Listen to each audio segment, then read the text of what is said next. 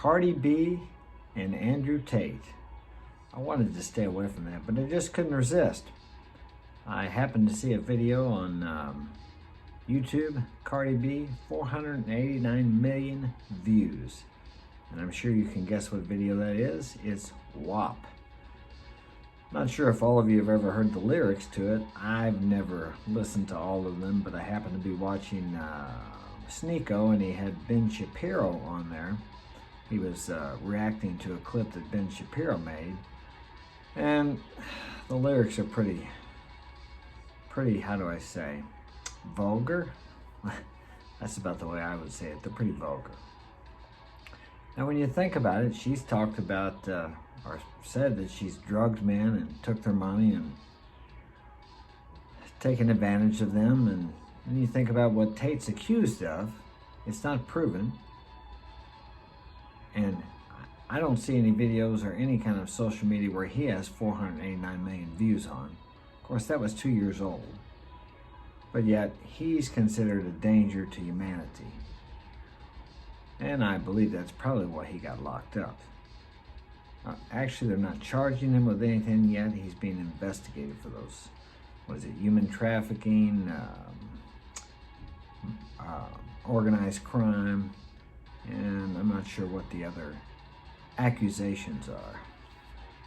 But she openly admits what she did and puts out those kinds of songs that promote a lifestyle that I wouldn't think most people would want their sons or daughter living.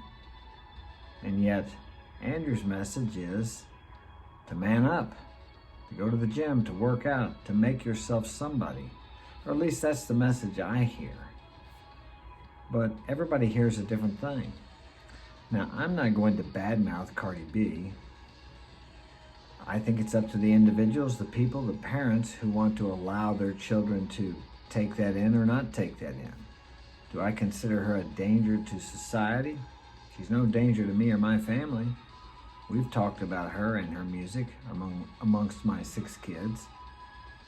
So they have a choice to listen to that or not. I advise them against it, and I tell them why. I don't quite understand why people are so concerned about their children and Andrew Tate. Don't they have any relationship with their children where they can talk to them about it and then let the child decide with guidance from their parents whether or not this man is a good role model for them or not? Or maybe even just take what Andrew says that's good and discard the rest. And I'm not sure about Cardi B. I'm not sure if I don't listen to her enough to know if some of her messages are good or not. Of course, I just am talking about what that song today and what she's said she's done. She may do charity work. I really don't know.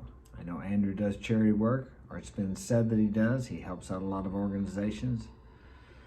But nobody ever talks about that, and nobody ever talks about that when a rich person or a person with a lot of money gets in trouble for something or is accused of something. They only talk about the bad.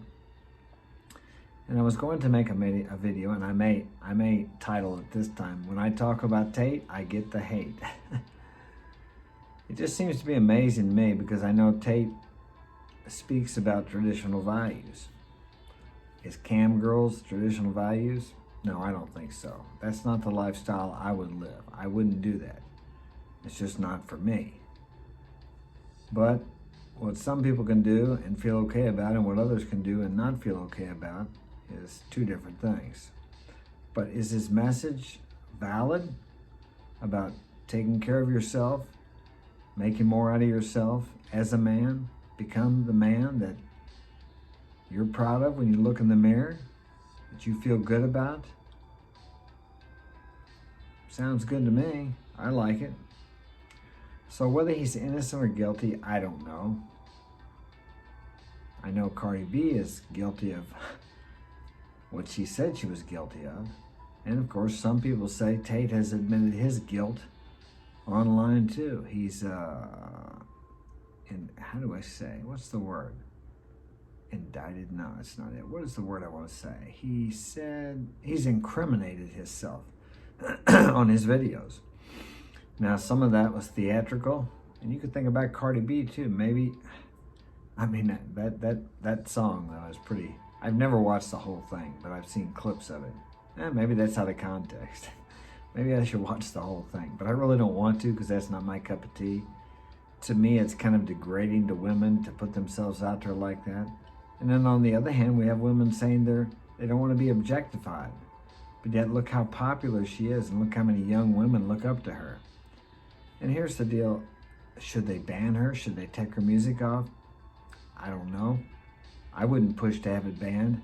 I would push for parents to talk to their kids and explain to them the lifestyle that this lady lives. And if they want their kid to live that lifestyle, then that's up to them. And if they don't, they need to talk to them about it. You need to communicate with your children. You need to have a relationship with your kids. But too many parents these days take their kids to daycare before school, then their kids go from daycare to school, and the parents pick their kids up after school from daycare. So they pick their kids up, at 6 o'clock in the evening, and then their kid goes to the room with their iPad or telephone, and they don't even talk to them. They don't even know their children. They don't know what their children are doing. They don't know anything about them because they're too busy working, trying to make money. Now, you want to say it takes 2 incomes to make it in these days? Well, yeah, it does if you want 2 Escalades in the driveway and a $500,000 home and eat out every night and a boat at the lake and etc., etc. People want too much. They live far above their means. And who suffers for it? The children. The children. So why are you so worried about people like Tate or even Cardi B on social media? Why don't you do the job of a parent and these things will take care of themselves? If you have no influence over your children, who is influence your children? And if social media has more influence over your children than you do, you need to stop and take a look at that. And now here I'm doing what Tate does. I'm talking about personal responsibility. And that's a lot of times what people don't want to do. I know he talked about that when he said a woman should bear responsibility for grape. And that pisses people off. It doesn't mean that it's a woman's fault if it happens to her. I don't understand why people can't get the difference between those. Taking responsibility for something that happens to me and admitting that it's my fault are 2 different totally things. And I've said this before. For example, I live here in a neighborhood that used to be a nice neighborhood. Well, when I moved back here, I realized it had gone downhill somewhat. There's some robberies in the parks, there's some crackheads that live down the street. Now, nobody bothers me as of yet. But if something is stolen from here, or if someone comes into my house and takes some of my equipment, I have to take responsibility for that. I know the neighborhood is not as safe as it used to be. I know there's some unscrupulous characters around here. I never lock my doors. Fortunately for me, we're in and out of here so much they never know when we're going to be home. But my responsibility, my part in it is I don't have to stay here. I can move somewhere else. I know it's a risk, but I like the house, okay? So that's what it is about taking responsibility. Just like if I have a 16-year-old daughter, I would tell her, look, don't go to parties, get drunk, be twerking and half naked with a bunch of guys around. Now, if she got raped, is that her fault? No, it's not her fault, but she's got to take responsibility for her actions. How did she bring this? How did she possibly, bring this on? What part did she play in it? Because if you don't take responsibility for the part you play in something, you're doomed to repeat it over and over again. If you don't think, maybe I shouldn't go to a party, get drunk, and get half naked and dance in front of a bunch of guys.